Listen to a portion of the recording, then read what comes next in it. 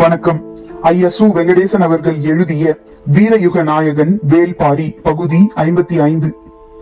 முருகனும் வள்ளியும் கொடுத்த காதற் பரிசான சோமப்பூண்டு பானத்தை பருகும் முன்னுரிமை காதலர்களுக்கே உரியது. எவ்வியூரின் தலைவனே ஆனாலும் அதற்கு கட்டுப்பட்டவன்தான். நாள்தோறும் அதிகாலை சோமப்பூண்டு போடப்பட்ட பெருந்தாழியில் நீரெடுத்து ஊற்றும் பணியை முது பெண்கள் செய்வர். அந்நீரில் சோமப்பூண்டு கொஞ்சம் கொஞ்சமாக கரைந்து கலங்கி மயக்கும் மனத்தோடு பானமாக திரண்டிருக்கும். ஒவ்வொரு நாளும் ஒவ்வொரு இணையர் இக்காதற் பரிசை கையில் ஏந்தி ஆட்டத்தை தொடங்கி வைப்பர். அதற்கு பின்னர் தான் மற்றவர்களுக்கு தரப்படும். சோமப்பூண்டு கிடைத்து இன்று 5ஆம் நாள். இன்றைய ஆட்டத்தை யார் தொடங்க போகிறார்கள் என பலரும் காத்திருந்த பொழுது அரங்கினுள் நுழைந்தால் அங்கவை. உடன் வந்தான் உதிரன். எவ்வியூர் முழுக்க தெரிந்த கதைதான் இது. கொற்றவை கூத்தின் பொழுது தீக்களி பூசிக்கொண்டு நெருப்பில் இறங்கி ஆடினால் அங்கவை. தழலுக்குள் சுழலும் அந்த காதல் இணையர்கள் யார் என அப்பொழுது ஊராருக்கு தெரியவில்லை. ஆனால் பாரி பார்த்த கணமே அறிந்தான். சுடரும் நெருப்பில் சுற்றி சுழல்பவள் தன் மகள் என.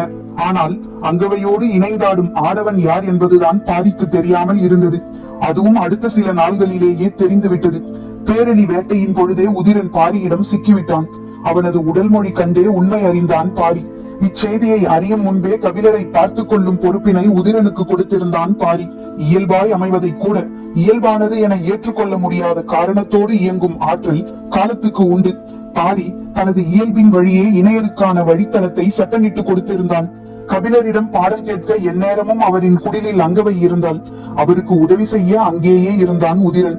பெரும்புலவனின் சாட்சியாக செழித்து வளர்ந்தது காதல். யாருக்கு யார் பாடம் கற்றுக் கொடுக்கிறார்கள் என்ற குழப்பம் குடிலில் எப்பொழுதும் நிலவியது.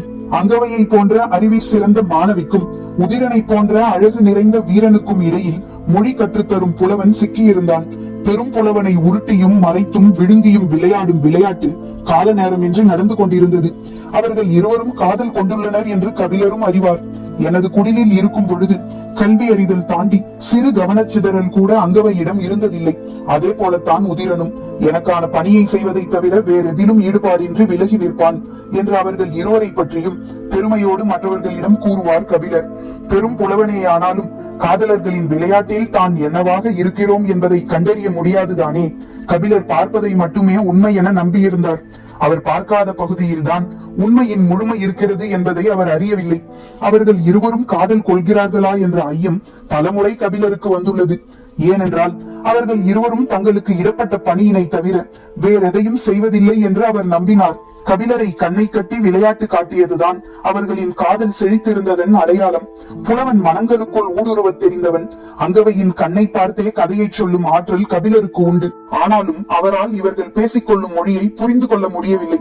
காரணம், அம்மொழி இயற்கையின் ஆதி ரகசியங்களை கொண்டிருந்தது. அங்கவை தனது கூந்தலுக்கு பூச்சூடி வருவதுதான் கபிலருக்கு தெரிந்தது. ஆனால் விரி இதழ் மலர் சூடுவதற்கு ஒரு பொருள் உண்டு. கூம்பு வடிவ பூச்சூடினால் சொல்லும் செய்தி வேறொன்று. 4 இதழ் மலர் சூடி வரும்போதெல்லாம் அங்கவையின் முகத்தில் இருக்கும் பூரிப்பு கபிலரால் உய்தறிய முடியாதது. சமதளத்தில் மன்னர்கள் ஆணிரையை கவர வெற்றிப்பூ, மீட்க கரந்தைப்பூ, போருக்கு முனைய வஞ்சிப்பூ, தாக்கியோரை எதிர்க்க காஞ்சிப்பூ, வெற்றிக்கு வாகைப்பூ என புற காரணங்களின் அடையாளங்களாக பூக்களை சூடிக்கொண்டனர். பூக்கள் செடி கொடிகளின் அக அடையாளம். கிளைகளுக்கும் தண்டுகளுக்கும் இலைகளுக்கும் இல்லாத வண்ணமும் வாசமும் பூக்களுக்கு இருப்பது அதனால்தான். குறிஞ்சி காதல் நிலம். அக்காதல் நிலத்தில் நிகழும் காதல் விளையாட்டுக்கு பூக்களை விட சிறந்த தூதுவன் யாராக இருக்க முடியும்? பூக்கள் தான் செய்தியை சொல்கின்றன. பூக்கள் தான் உயிரை கொள்கின்றன. ஒரு நாள் வழக்கத்துக்கு மாறாக கூந்தலில் எப்பவும் சூடாமல் வந்திருந்தால் அங்கவை. மொழிப்பயிற்சியின் புதிய பாடத்தை தொடங்கும் நாள் அது. அங்கவை ஏதோ ஒரு மனச்சோர்வில் இருக்கிறாள் என்று கபிலர் புரிந்து கொண்டார். அதனால் புதிய பாடத்தை தொடங்கவில்லை. சிறிது நேரம் உதிரன் வெளியே போய் வந்தான். அங்கவை உட்கார்ந்திருந்த இடத்தின் அருகே அத்திக்காய் இருந்தது. பாடம் முடிந்து அங்கவை போன பின்பே அதனை கபிலர் பார்த்தார். இது இங்கு எப்படி வந்தது என குழம்பிய கபிலருக்கு அத்திக்காய் சொல்லும் செய்தி தெரியவில்லை. அத்திக்காய் பூக்காமல் காய்ப்பது வாழ்வின் ஒரு கட்டத்தை தாவி கடப்பதன் அடையாளம் அது. அங்கவையும் உதிரனும் காதலின் அடுத்த கட்டத்தை அறிய ஆசைப்பட்டதன் வெளிப்பாடு அது. பூச்சூடாமல் அங்கவை வந்ததால் உதிரன் அத்திக்காய் கொடுத்து தனது எண்ணத்தை சொன்னானா, அல்லது பூச்சூடாமலே வந்தவள் அத்திக்காய் கொடுத்து அழைத்து விட்டு போனாளா? யார் அறிவார்? காயை அறியாத கபிலர் காதலை எப்படி அறிவார்? கண்முன் நடக்கும் உரையாடலை கண் கொண்டு மட்டும் பார்த்துவிட முடியாது. ஏனென்றால் இது காதலின் உரையாடல். நிகழ்த்தப்பட்ட உரையாடலின் தொடர்ச்சி இப்பொழுது என்னவாக நிகழ்ந்து கொண்டிருக்கும் என்பது தெரியாததால் தான் அத்திமரம் பற்றிய பாடலை அங்கவைக்கு சொல்லாமல் விட்டுவிட்டோமே என்று கவலைப்பட்டுக் கொண்டிருந்தார் கபிலர். தனக்கும் பாடம் கற்பிக்கப்பட்டுக் கொண்டிருக்கிறது என்பது புரியவில்லை அவருக்கு. காதல் விளையாட்டில் இணையற்ற இணையரான அங்கவையும் உதிரனும் சோமப்பூண்டின் பானம் பருக அரங்கினில் நுழைந்தனர். அங்கவை வழக்கத்துக்கு மாறாக சற்றே நாணத்தோடு உள்ளே நுழைந்தாள். உதிரன் அமைதியான இயல்பை கொண்டவன். சிறுத்த கண்களை கொண்ட அவனது முக அமைப்பு யாரையும் மயக்கக்கூடியது. உதட்டோரம் இருக்கும் சிறு குழி முகத்தில் எப்பொழுதும் ஒரு சிரிப்பு மலர்ந்திருப்பதைப் போலவே தோற்றம் தரும். மகிழ்வு நீங்காத அழகனவன். அவன் மயங்கி கிடக்கும் அழகியவள். உள் நுழைந்த இருவரை பார்த்ததும் பழச்சாற்றை ஊற்றித்தர குவளையை எடுத்தாள் முதுமகள். ஆனால் அங்கவையோ அவன் எடுக்கும் குவளையை பார்க்காமல் சற்று தள்ளி எதையோ பார்த்து கொண்டிருந்தாள். அங்கு எதை பார்க்கிறாள் என முதுமகளும் திரும்பி அப்பக்கம் பார்த்தாள். நீர் கொண்டு வரும் பானை அவ்விடம் இருந்தது. முதுமகள் கையில் ஏந்திய குவளையை கீழே வைத்துவிட்டு அப்பானையை பார்த்த பொழுது உதிரன் பானையை கையில் எடுத்தான். முதுமகளுக்கு வியப்பு தாங்க முடியவில்லை. தொடங்கும் பொழுதே பானையிலா என்றாள். ஆம், வேறு வழி இல்லை. இப்பெருந்தாழியை தூக்கிச் செல்ல முடியாதல்லவா என்றான் உதிரன். முதுமகளால் சிரிப்பினை அடக்க முடியவில்லை. நாங்கள் காதலர்களான பிறகு முதன்முறையாக இப்பொழுதுதான் சோமப்பூண்டு கிடைத்திருக்கிறது. இச்சிறு குவளையில் வாங்கி என்று தீர்க்க எமது கனவை இவ்வளவு ஆர்வம் கொண்ட நீங்கள் 5 நாட்களாக ஏன் வரவில்லை என்று கேட்டால் முதுமகள். உதிரன் சொன்னான், நான் கபிலருக்கு உதவியாளன். அவரை அருந்தச் செய்து மகிழ்விப்பதுதான் பாரி எனக்கு இட்டுள்ள கட்டளை. எழ முடியாத மயக்கம் கொண்டு அவர் துயிலும் நாளுக்காக காத்திருந்தோம். இன்றுதான் அது வாய்த்தது. பேசிக் கொண்டிருக்கும் பொழுதே அடுத்த இணையர் உள்ளே நுழைந்தனர். அவர்கள் நீலனும் மயிலாவும். சோமப்பூண்டு கிடைத்த செய்தி பரம்பு நாடு முழுவதும் பரவிவிட்டது. எல்லா ஊர்களில் இருக்கும் காதலர்களும் எவ்வியூர் புறப்பட்டு வந்து கொண்டிருக்கின்றனர். செய்தி வேட்டுவன் பாறைக்கு போய் சேர்ந்த கணத்தில் இவர்கள் புறப்பட்டு வந்து சேர்ந்துள்ளனர். அதனால்தான் 5ஆம் நாள் காலையிலே வர முடிந்தது. நீலனும் மயிலாவும் காதல் கொள்ள தொடங்கிய பிறகு முதன்முறையாக இப்பொழுதுதான் சோமப்பூண்டு கிடைத்துள்ளது.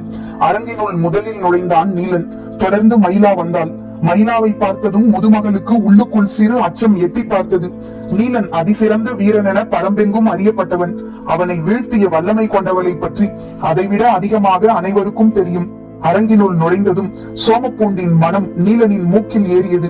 சற்றே காரத்தன்மையோடு இருக்குமோ என தோன்றிய கணத்தில் அதன் தன்மை வேறொன்றாக பட்டது. இதுவரை உணராததாக இருக்கிறதே என்று நினைக்கும் பொழுதே அவன் கிறக்கத்தில் மூழ்கத் தொடங்கினான். அருகிருந்த மயிலா அவனது முதுகை தட்டினாள். விழிப்பு வந்தவனைப் போல மனம் விலகி மீண்டான். அங்கவையும் உதிரனும் இதுவரை பருகவில்லையே தவிர 5 நாள்களாக இவ்வாடையை நுகர்ந்து பழகிவிட்டனர். ஆனால் நீலனுக்கும் மயிலாவுக்கும் அப்படி அல்ல. நுகர்வதே இவ்வளவு கிறக்கம் கொடுக்குமானால் அருந்தினால் என்னவாகும்? கிறக்கம் விலக்கி ஊற்றி கொடுக்கும் முதுமகளின் அருகில் வந்தனர் இருவரும். இவர்கள் இருவரும் பானையைத்தான் தூக்குவார்கள் என நினைத்த முதுமகள் குவளையை ஓரத்தில் வைத்துவிட்டு இன்னொரு பானையை எடுத்தாள். நீலன் முதுமகளையே பார்த்து கொண்டிருந்தான். என்ன இப்படி பார்க்கிறாய்? பானையைத்தானே எதிர்பார்த்தாய், அதைத்தான் எடுக்கிறேன் என்றாள். நீலனோ, இல்லை, நாங்கள் பானையை எதிர்பார்த்து வரவில்லை என்றான். அப்புறம் எதை எதிர்பார்த்து வந்தீர்கள்? இவர்கள் இருவரை போல பெருந்தாழியை தூக்கி போகலாம் என நினைத்து வந்தீர்களா என கேட்டபடி சிரித்தாள். உதிரனும் அங்கவையும் உடன் சிரித்தனர். நீலன் சொன்னான், அவர்கள் காதல் கொண்டுள்ள இடம் எவ்வியூர். எனவே அவர்களால் பெருந்தாழியை தூக்கிச் சென்று விட முடியும். ஆனால் நாங்கள் வேட்டுவன் பாறைக்கல்லவா போக வேண்டும். அவ்வளவு தொலைவு எப்படி தூக்கிச் செல்ல முடியும்? சற்றே வியப்போடு முதுமகள் கேட்டாள். அப்படி என்றால் என்ன செய்யலாம் என்று வந்துள்ளீர்கள்? முதுமகள் சொல்லி முடிக்கும் முன்பே மயிலா சொன்னால், சோமப்பூண்டை எடுத்துச் செல்லலாம் என்று. அதிர்ந்த முதுமகள் சட்டென அருகிருந்து கம்பை தூக்கினாள். பாய்ந்து வந்து அந்த கம்பை பிடித்த மயிலா சொன்னால், இது காதற் பரிசு. முருகன் எவ்விக்கு கொடுத்தது பருகும் நீரை அல்ல, உருகும் பூண்டினை. கொடுத்ததும் பெற்றதும் காதலர்கள் செய்து கொண்ட செயல். இடையில் முதுமகள்கள் ஏன் நுழைந்தீர்கள் என சொல்லிக் கொண்டிருக்கும் பொழுதே நீலனை பார்த்து விரைவாக அதனை எடு என்றாள். பூண்டினை எடுக்க தாழி நோக்கி பாய்ந்தான் நீலன்.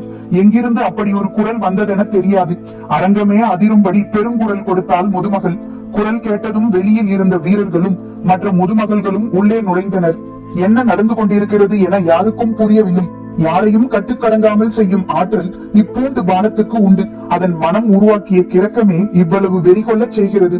நிலைமையை எப்படி சமாளிக்க என சிந்தித்த முதுமகள் சிக்கலை பெரிதாக்க வேண்டாம் என முடிவு செய்து சட்டென குவளையை நீட்டியபடி, முதலில் இதனை குடி, என்ன செய்யலாம் என்று பின்னர் முடிவு செய்வோம் என நீலனை நோக்கி நீட்டினாள்.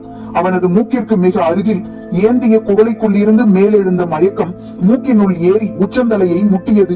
தனக்கும் நீலனுக்கும் நடந்து கொண்டிருந்த போராட்டத்தை கன நேரத்தில் நீலனுக்கும் சோமப்பூண்டுக்குமான போராட்டமாக மாற்றினாள் முதுமகள். சற்று தள்ளி இருந்த மயிலா முதுமகளின் தந்திரத்தை உணர்ந்தபடி, அதனை வாங்கி குடிக்காதே என்று கத்தினாள். அவளது சொல் அவன் காதில் விழும் பொழுது பருகிய முதல் மிடரு தொண்டையை கடந்து கீழிறங்கிக் கொண்டிருந்தது. இனி அவனை கையாள்வது எளிது. அவனின்றி மயிலாவால் மட்டும் இந்த உரிமை போரை நடத்த முடியாது என முதுமகள் அறிவாள். முதுமகளுக்கு வேர்த்து அடங்கியது. கன நேரத்தில் சூழலே மாறத் தெரிந்ததே என தவித்து போனாள். சினம் உச்சத்தில் ஏறியபடி ஒரு பார்வை பார்த்தாள் மயிலா. அவளது பார்வையை பொருட்படுத்தாதது போல அப்பக்கம் திரும்பிக் கொண்டாள் முதுமகள். சற்று நேரம் கழித்துத்தான் மீண்டும் திரும்பினாள். பானையை ஏந்தியபடி அரங்கை விட்டு வெளியேறி கொண்டிருந்தனர் நீலனும் மயிலாவும். அவர்களுக்கு முன்பே அங்கவையும் உதிரனும் வெளியேறி இருந்தனர். வெடத்த பூவின் இலை எள்ளு செடியின் இலையை விட மிகச் சிறியதாகவும் ஊசியாகவும் இருக்கும். செடியின் அளவும் சிறியதுதான். ஆனால் அதன் அதிசயிக்கத்தக்க சிறப்பு பூவினில் உள்ளது. அது அரும்பும் பொழுது ஒரு நிறத்தில் இருக்கும். அரும்பு விளைந்து மொட்டாகும் பொழுது ஒரு நிறம் கொள்ளும். மொட்டு பருத்து முகையாகும் பொழுது புது நிறத்தில் ஒளிரும். இதழ் விரிந்து மலரும் பொழுது வேறொரு நிறம் காணும். 4 நிறங்களில் பூத்து உதிரும். இதன் வியப்புறும் தன்மை இத்தோடு நின்று விடுவதில்லை. 4 நிலைகளில் 4 நிறங்களை காணும் வெடத்த பூ 4 தன்மையிலும் 4 சுவைகளை உடையதாகவும் இருக்கும். அச்சுவை 4 விதமான நறுமணங்களை வீசும். சின்னஞ்சிறு செடி ஒன்று நிறம், மனம், சுவை என அனைத்தையும் விதவிதமாய் வெளிப்படுத்தி இயற்கையின் குதூகலத்தை நிகழ்த்தி காட்டும். தும்பிகளும் வண்டுகளும் வெடத்த பூவை கண்டு சற்றே குழப்பம் அடைகின்றன என்பார்கள். அக்குழப்பத்துக்கு காரணம் நிறமா, மனமா, சுவையா என தெரியாது. ஆனால் அது ஒரு வியப்பொரு தாவரம். அதனால்தான் வெடத்த பூவை காதலர்களின் பூவாக வேளிர் குலம் கருதியது. மனித வாழ்வில் இத்தனை வண்ணங்களும் வாசனைகளும் கொண்ட காலமாக காதல் கொள்ளும் காலமே இருக்கிறது. பரம்பின் காதலர்கள் வெடத்த பூவின் அருகில் அமர்ந்தே தங்களின் காதலை பரிமாறிக்கொள்கிறார்கள். வெடத்த பூவின் அருகில் அமர்ந்திருப்பவர்களை வெடலைகள் என்றும் அப்பருவத்தை வெடலை பருவம் என்றும் பரம்பின் மக்கள் அழைக்கின்றனர். மயக்கும் பழச்சாற்றை பானையோடு தூக்கி போன வெடலைகள் வெடத்த பூ தேடியே அலைந்தனர். உதிரனும் அங்கவையும் எவ்வியூரின் கிழக்கு பக்க சரிவில் வெடத்த பூவை கண்டு அவ்விடம் அமர்ந்தனர். நாம் அப்பக்கம் போக வேண்டாம் என சொல்லி வடபுறம் சென்ற நீலனும் மயிலாவும் சிற்றோடையின் ஓரம் அச்செடியை கண்டறிந்து அமர்ந்தனர். வெடத்த பூக்கள் சொல்லும் காதல் கதைகள் தான் எத்தனை எத்தனை. காதல் கணந்தோறும் அழகினை சுவைக்க கொடுத்து கொண்டே இருக்கும் என்பதன் அடையாளம் தான் வெடத்த பூக்கள். குறிஞ்சி நிலமே காதல் நிலம்தான். அதிலும் வெடத்த பூ குறிஞ்சியின் குறியீடு. நீர்க்குமிழி கதிரவனின் ஒளிப்பட்டு பல வண்ணங்களை குழைத்து காட்டுவதை போலத்தான் வெடத்த பூவும். அது இயற்கை தனது எண்ணம் போல் நிறத்தையும் மனத்தையும் சுவையையும் விளையாடி பார்க்கும் வண்ணக்குமிழி. வள்ளியும் முருகனும் வேங்கை மரத்தின் அடிவாரத்தில் அமர்ந்திருந்த பொழுது அருகிருந்த வெடத்த செடி அரும்பு விட்டு இருந்தது. அரும்பின் நிறம் பச்சை. தேனை நுனிநாக்கில் தொடுவதை போன்றது அதன் சுவை. தொட்ட கணம் உடல் முழுவதும் பரவும். இச்சுவையும் அப்படித்தான். மனம் பரவி மூச்சு குழலுக்குள் சுழல சுழல மயங்கி கண் செருக தொடங்கும்.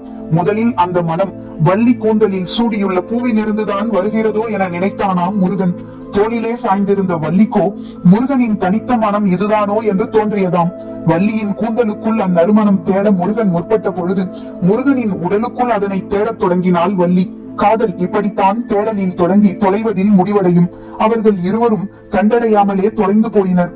இக்கதையை உதிரன் சொன்ன பொழுது அங்கவை ஆர்வத்துடன் கேட்டுக்கொண்டிருந்தாள். ஆனாலும் அது முழு கதையல்ல என அவளுக்கு தோன்றியது. பச்சை நிறத்துக்கு ஒரு குணம் உண்டு. குறிஞ்சியின் அடிநிறம் பச்சை. நீர் எல்லா நிறமாகவும் மாறும். ஆனாலும் நீரின் நிறம் சருகு வெண்மை. அதுபோலத்தான் குறிஞ்சியின் நிறமும். காதல் கொள்ள தொடங்கும் காலத்தில் இளமை செழித்து கிடக்கும் பச்சையம்தான் உடலெங்கும் மிதந்து கொண்டிருக்கும். அவ்வளவு நேரமும் அவள் சொன்னதை கவனித்துக் கொண்டிருந்த உதிரன் கேட்டான், காதலின் துளிர் பருவம் பச்சை நிறத்தால் ஆனதா? ஆம் என்றாள் அங்கவை. மயிலாவின் மடியினில் தலை வைத்து சிற்றோடையில் கால் நீட்டி படுத்திருந்த நீலன் சொன்னான், வள்ளியையும் முருகனையும் ஒரு சேர மயக்கியது வெடத்த பூ. அதனால்தான் கையில் இருந்த பூண்டினை எவ்வியிடம் கொடுத்து அனுப்பிவிட்டனர். அப்பூண்டினை விட பெரும் மயக்கத்தை வெடத்த பூ உருவாக்கி இருக்கும். அதனை கேட்டுக்கொண்டே நீலனின் தலைமுடியை கோதிய மயிலா சொன்னால், நீரில் கரையும் பூண்டினை விட காற்றில் கரையும் பூவின் மயக்கம் எதிர்கொள்ள முடியாததாகத்தானே இருக்கும். பதில் கேட்டு இளஞ்சிரிப்பை உதிர்த்தான் நீலன். ஏன் சிரிக்கிறாய்? மடியில் தலை வைத்து மயங்கி கிடப்பவனிடம் மயக்கத்தை பற்றி பேசுகிறாயே என்றுதான். மடியோடு கிடந்தவனை கையோடு அள்ளினாள். நீலன் புரியாமல் அவளை உற்று பார்த்தபடி இருந்தான். சிறிது நேரம் உற்று பார்த்தபடியே இருந்த மயிலா சொன்னால், மயங்கிய ஒருவனின் கண்களில் இவ்வளவு துடிப்பு இருக்காது. அது மட்டுமல்ல, மயங்கியவனின் கைகள் இந்த வேலையை செய்யாது. சட்டென கையை விலக்கிய பொழுது சிரிப்பு கொட்டியது. மகிழ்ந்து சிரித்தபடி நீலன் சொன்னான், பூவோ மதுவோ எல்லாம் நினைவை உதிரச் செய்யும் மயக்கங்களைத்தான் உருவாக்கும். காதல் மட்டும்தான் மயங்க மயங்க நினைவை செழிக்கச் செய்யும். எவ்வளவு மயங்கினாலும் உணர்வு புலன்கள் மயங்குவதில்லை என்பதை நீலன் சொல்லிக் கொண்டிருந்த பொழுது மயங்காத மயக்கம் கொண்டிருந்த மயிலா கேட்டால், மயங்கினாலும் முடியாத விளையாட்டா இது? ஆம், மன அளவில் இது முடிவுறாதது. நீர் வற்றினாலும் ஓடையின் குணம் மாறாதல்லவா? காதலும் அப்படித்தான். சொல்லும் பொழுது அவள் உடல் அவன் மீது சரிந்து கீழ் இறங்கியது. அவள் சொன்னால், வெள்ளம் ஓடினாலும் ஓடையின் குணம் மாறாதுதானே. இதற்கு மேல் இருவராலும் பேசிக் கொண்டிருக்க முடியவில்லை. சிற்றோடையில் பெருவெள்ளம் ஓடியது. காதலின் நிறம் பச்சையா என கேட்டான் உதிரன். துளிரின் நிறம் பச்சை, செழிப்பின் நிறம் பச்சை, இயற்கையின் நிறம் பச்சை. எனவே காதலின் நிறமும் தொடக்கத்தில் பச்சைதான், பின்னர் தான் வெடத்த பூ போல அதுவும் மாறுகிறது என்றால் அங்கவை. செடி கொடிகளைப் போல மனிதனும் நிறம் மாறுவானா? அங்கவை சொன்னால், மனித உடலுக்கு நிறம் மாற தெரியாது, ஆனால் நிறத்தை சுரக்க தெரியும். விடை இன்னும் வியப்பை கொடுத்தது. ஆனாலும் அவனது அறிவுக்கு எட்டாததாக அது இருந்தது. கபிலரின் மாணவியாய் காதலை சொல்லித்தர முயலாதே, காதலியாய் உடனிணைந்து கண்டறிய முயற்சி செய். அவன் சொல்வது சரிதான் என்று தோன்றியது. என்ன செய்யலாம் என்று சிந்தித்தாள். உதிரனின் ஆர்வம் சற்றே வேகம் கொண்டிருந்தது. மனித உடலுக்குள் வண்ணங்கள் சுரப்பதை அறிய வழியுண்டா? எத்தனையோ வழிகள் உண்டு. ஒவ்வொரு உடலுக்கு தகுந்து அது மாறும், மலரும். உதிரனின் முகத்தில் வியப்பே தெரிந்தது. எப்படி அவனுக்கு விளங்க வைப்பது என சிந்தித்த அங்கவை சற்றே நெருங்கி உதிரனின் கன்னத்தை இரு கைகளாலும் அள்ளி பிடித்தாள். அவளது உள்ளங்கையின் குளுமை உச்சந்தலைக்கு ஏறியது. சிந்தனையின் வழியே அறிய எவ்வளவு முயன்றாலும் பிடிபடாத காதல் சின்ன தொடுதலில் எல்லாவற்றையும் அறிய செய்து விடுகிறது. அங்கவை உதிரனை தொடுதல் ஒன்றும் புதிதல்ல. ஆனால் காதலின் ஆழம் காணும் உரையாடலின் நடுவே உதிரனை அள்ளி எடுக்கும் பொழுது அவன் உடலும் அறிவும் ஒன்றாய் கிளர்ந்தெழுந்தன. உடல் முழுவதும் பூத்து அடங்கியது உதிரனுக்கு. கைகளில் ஏந்திய உதிரனின் முகத்தை உற்று பார்த்தபடி அங்கவை சொன்னால், காதல் மலரத் தொடங்கும் கணம் உன் கண்களின் நரம்புகளில் பச்சை நிறம் ஓடி மறைகிறது. இப்படி ஒரு விளக்கத்தை எதிர்பார்க்கவில்லை. காதலின் தொடக்க நிறம் பச்சை என்று அதனால் தான் சொன்னாளா என்று எண்ணியபடி அங்கவையின் கண்ணம் ஏந்த தன் கைகளை அருகில் கொண்டு சென்றான். உதிரனின் கன்னத்தில் இருந்து கை விலக்கி தன்னை நோக்கி வரும் அவனுடைய இரு கைகளையும் இறுக பற்றினாள் அங்கவை. உதிரனுக்கு புரியவில்லை. பிடித்த கைகளின் முனையில் சிறியதாய் உதடு குவித்து முத்தம் கொடுத்தாள். இருவருக்குமான நெருக்கத்துக்கிடையில் காற்று புக முடியாமல் தவித்தது. அதனை விட அதிக தவிப்போடு அவள் சொன்னாள், காமம் நுழையும் கணம் உனது விரல்களின் அடிநகம் நீளம் கொண்டு கருக்கிறது. மயக்கத்தில் மூழ்கிய உதிரன் காதல் விலக்கி சட்டென தன் விரல்களின் அடிநகம் பார்க்க தோன்றியது. ஆனால் அவளோ அவற்றை தனது மார்போடு அணைத்து பிடித்தாள். உதிரனின் கண்கள் சுழன்று மூழ்கின. நாணம் கொள்ளச் செய்யும்படி அவனை உற்று பார்த்த அங்கவை சொன்னால், காமம் தழைக்கும் இக்கணம் உனது முகத்தில் மஞ்சள் பூத்து கலைகிறது. மீண்டும் அவன் தன் தரைக்கு இறங்கினான். அவளது சொல்லுக்கும் செயலுக்கும் நடுவில் உயிர் உழன்றது. காதலை இணைந்து பருகலாம், ஆனால் இணைந்து பயிலக்கூடாது என அவனுக்கு தோன்றிய பொழுது அங்கவை தொடர்ந்தாள். காமம் பொங்கி பூக்கும் கணம் சொல்லி நிறுத்தினாள். கிறங்கிய உதிரனுக்கு மூச்சு நிற்பது போல் இருந்தது. சற்றே உயிர் பெற்று மயங்கிய குரலில் கேட்டான், சொல், என்ன நிறம்? சற்றே விலகிவிட்டு அவனது கன்னத்தில் ஓர் அடி அடித்துவிட்டு சொன்னால், பார்க்காததை எப்படியடா சொல்ல முடியும்? பரம்பின் குரல் ஒலிக்கும்.